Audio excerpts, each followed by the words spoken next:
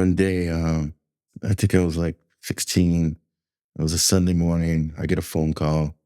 I answer it, and it was a police station. It was an officer.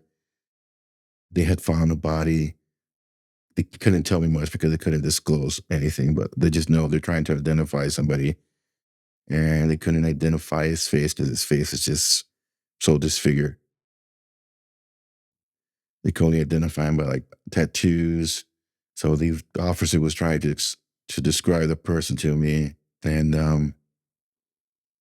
it didn't click. And I said, "I'm sorry." And I go, "But if I think of something, I'll call you back." And went back, and I was lying down, and I was just contemplating over my head. And he had said the guy had a helter skelter tattoo on the arm. And I go, "Well, I think I do know somebody." And then I called the drummer from that time, Steve. Early morning, I just woke him up. And I said, "Did Bobby have a helter skelter tattoo on his arm?" And he's like, "Yeah." And I could hear it in his voice right away. He goes somber. It was like he knew something bad is happening.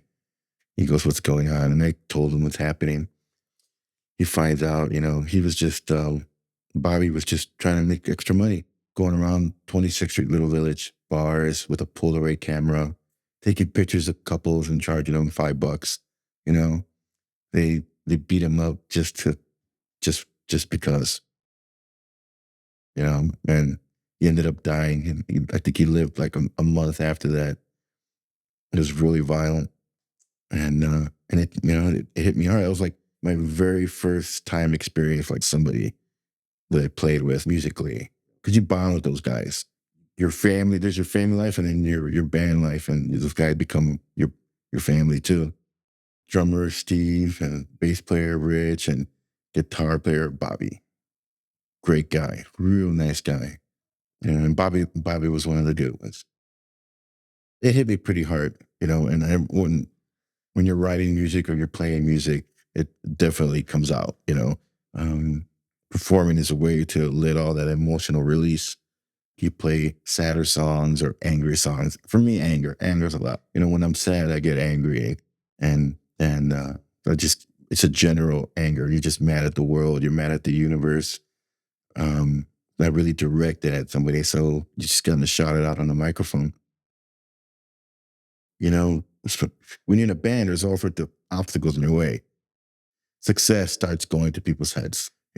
Girls, drugs, uh, people die. People die, and it's just a fact. It goes on and on and on. And in that kind of lifestyle, you're gonna lose people. Car accidents, overdoses, just just randomness. And that's the one thing I could deal with everything, but just losing people, that's the hardest thing. That's the hardest thing. And when Bobby died, it always stuck with me. You learn to appreciate people. You learn to not take people to granted too much, because you never know when you're gonna lose somebody.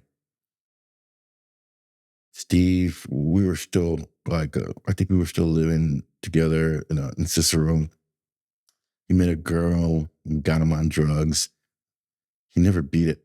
He never beat it. He was a straight, narrow guy, responsible, went to work, paid his bills on time, never late anything. All of a sudden, he's missing work. He's not paying his part of the bills. He's not, all of these things aren't happening. It's like, what's going on? You know, and drugs, you know. That was like the first guy that I lost to drugs. The drugs took over his life, and eventually that's all it is. It's all he cares about is, when's the next time we're gonna get high? And that affects everything. So yeah, I had to part ways with him. I left, I packed my stuff up and gave him a hug, and it was 20 years ago. As I said goodbye, I hugged him. I said, take care of yourself, brother. I knew it was the last time I see him. It was 20 years ago. I knew it was the last time I see him. And sure enough, like this year, I got the call saying, his brother called a friend, and the bass player, and the bass player called me. It was like, hey, today they found him. Like he was already gone. So, and that was it. We never got to reconciliate or get together again, and he never beat the drugs. I'm mad at him because he he let something, you know, destroy a good thing that we had. Drugs. We've all done drugs and stuff. And for me, addiction wasn't a thing. I always knew a point. Okay, that's enough for me, and I walked away.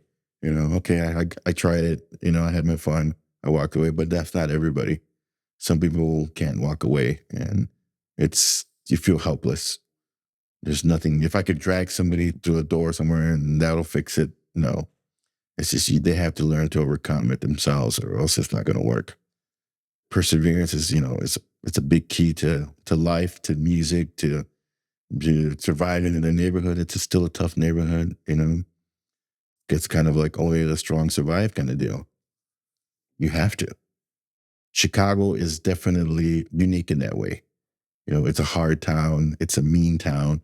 But if you make it to the end, okay, well then you get to reap the rewards eventually. Even before I had a band, I named the band the Lizard Kings. I love the music of the Doors, and I love the poetry. And in one of the poems, he says, "I am the Lizard King. I can do anything." So I wanted to have a band that can play anything. Everything's going finally good, but it's been a long road, and you got to stick it out. It's all about perseverance. How much shit you can take. Yeah.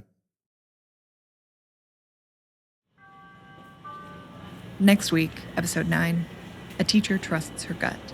During the course of their turn, they will find their personal treasure. From Superphonic Studios, this is Chicago. Listen every Sunday.